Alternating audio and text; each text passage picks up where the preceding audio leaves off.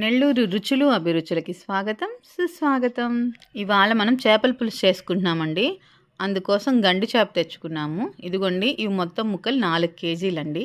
ముక్కలు నేను చేప చెప్పట్లేదు. ఇవి మొత్తం కోసిన తర్వాత ముక్కలు 4 కేజీలు. వాటిని శుభ్రంగా కడిగి పెట్టేసుకున్నాము. ఇదిగోండి 4 కేజీల చేప ముక్కలకి మనం 400 గ్రాముల చింతపండుని నానబెట్టుకున్నాము. ఇది ఇక్కడ మేము చింతపండు ఉడకబెట్టి పెట్టుకున్నామండి. మీకు టైం ఉంటే ముందుగా 2 గంటల ముందు నానబెట్టుకుంటే సరిపోతుంది. మేము ఇక్కడ పెద్ద సైజు ఆనియన్స్ 2 తీసుకొని ముక్కలు చేసి పెట్టుకున్నామండి. 7, 8 టమాటాలు తీసుకున్నాము. టమాటాలు చక్కగా ముక్కలు చేసుకొని మేము ఇక్కడ మిక్సీకేసి ప్యూరీ చేసుకున్నామండి. 2 మామిడికాయలు తీసుకున్నాము. మామిడికాయని చక్కగా పీల్ చేసేసి ముక్కలు కోసి పెట్టుకున్నాము. మామిడికాయలు చాలామంది తొక్క తీరండి, కానీ తొక్క తీస్తేనే బాగుంటుంది.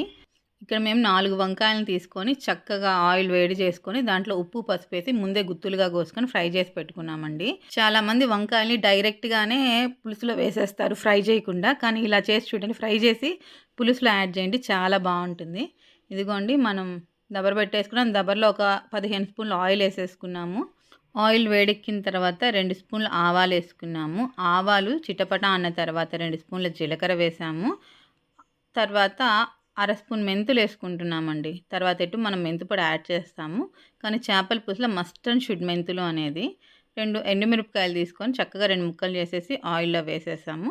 ఇప్పుడు మనం కట్ చేసి పెట్టుకున్న ఆనియన్స్ వేసేసి కొంచెం వేగనివ్వాలండి. ఆనియన్స్ వేగిన తర్వాత కొంచెం ఒక 2-3 మినిట్స్ ఆనియన్స్ వేగిన తర్వాత కసూరి మేతి అండి, ఒక 2.5 స్పూను 3 స్పూన్లు కసూరి మేతి వేసేయాలి. కసూరి మేతి అట్లా వేడి నూనెలో వేస్తే అసలు ఎంత మంచి ఫ్లేవర్ వస్తుందండి. నేను చెప్పాను కదా టమాటాని ప్యూరీ చేసి పెట్టుకున్నామని, ఇదిగోండి ఆ టమాటా ప్యూరీ వేసేస్తున్నాము. మాకు టమాటా ప్యూరీ చేసుకోవడం ఇష్టం లేదు అనుకుంటే మీరు చక్కగా టమాటాలైనా ముక్కలు కోసి వేసేసుకోవచ్చు. ఈ టమాటా ప్యూరీ వేయడం వల్ల ఏమవుతుందంటే కూర మంచి కలర్ వస్తుందండి, చూడడానికి చాలా చాలా బాగుంటుంది. ఇదిగోండి టమాటా పచ్చివాసన పోయే వరకు వేయించుకోవాలి, పచ్చివాసన ఉంటే బాగుండదు. ఇదిగోండి కరివేపాకు 10 నుంచి 15 రెమ్మలు కరివేపాకు వేసేసుకున్నాము. ఇది మధ్య మధ్యలో చక్కగా కలిపెట్టుకుంటూ ఉండాలి టమాటా వేగేదాకా.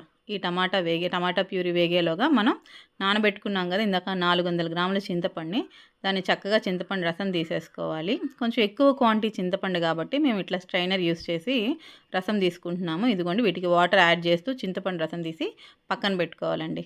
ఇక్కడ మనకు టమాటా వేగిపోయింది. ఇప్పుడు మనం ఉప్పు యాడ్ చేస్తున్నామండి. చేపల కూరకి ఉప్పు కారాలు కొంచెం ఎక్కువే పడతాయి.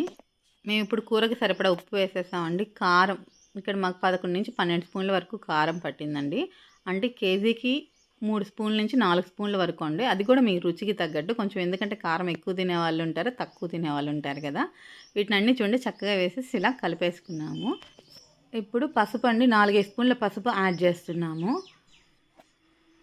మనం స్టార్టింగ్లో మెంతులు వేసుకున్నాం కదండి, 1/2 స్పూన్ మెంతులు, తర్వాత మెంతిపొడి యాడ్ చేస్తాను చెప్పాను కదా. ఇదిగోండి ఇప్పుడు మనం మెంతిపొడి 3 స్పూన్లు వేసుకుంటున్నాము. ఇవన్నీ వేసేసి చక్కగా కలిపేసుకోవాలండి. ఆ తర్వాత మనం తీసి పెట్టుకున్న చింతపండు రసం ఉంది కదా, దాన్ని వేసేసుకొని చక్కగా కలిపెట్టేసుకోవాలండి. ఇక్కడికి సగం కూర ప్రాసెస్ కంప్లీట్ అయిపోయింది.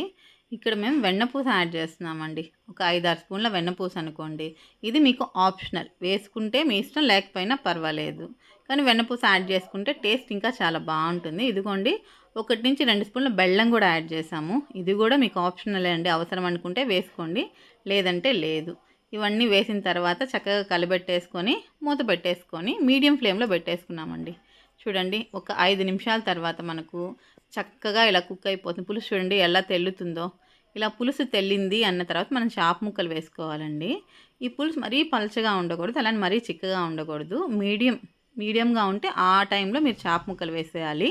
ఎందుకంటే చేప ముక్కలు ఉడకడానికి మీకు ఎక్కువ టైం ఏం పట్టదండి. సో ఈ చేప ముక్కలు వేసేసి మళ్ళీ చక్కగా మేము మూత పెట్టేసామండి. మూత పెట్టేసి దీన్ని మీడియం ఫ్లేమ్లోనే ఉంచుకోండి. కూర మొత్తం మీడియం ఫ్లేమ్లో చేయండి, చక్కగా వస్తుంది. ఇక్కడ చేప ముక్కలు కొద్దిగా కుక్ అయిన తర్వాత మీరు గంట పెట్టి కలబెట్టద్దండి. అలా కలబెడితే మాత్రం చేప ముక్కలు ముక్క అయిపోతుంది, తినడానికి కానీ కూర కానీ బాగుండదు.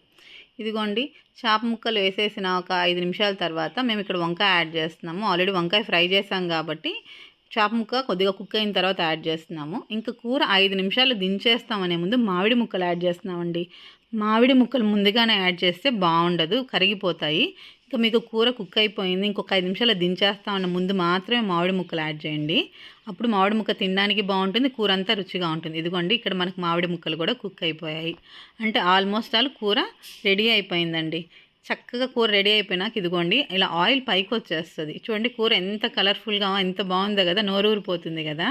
ఇంతకీ ఒక మాట చెప్తానండి, ఈ 4 కేజీల చేపల కూర మేము మాత్రమే తినట్లేదు, మా ఫ్రెండ్స్, రిలేటివ్స్, వెల్ విషర్స్ అందరికీ షేర్ చేస్తున్నాము. మీరు ట్రై చేయండి. చేపల పులుసు నెల్లూరు స్టైల్లో చాలా చాలా బాగుంటుంది. ఈ వీడియో నచ్చితే లైక్ చేయండి. ప్లీజ్ షేర్, సబ్స్క్రైబ్ నెల్లూరు రుచులు అభిరుచులు. కూర అదిరిపోయింది కదా.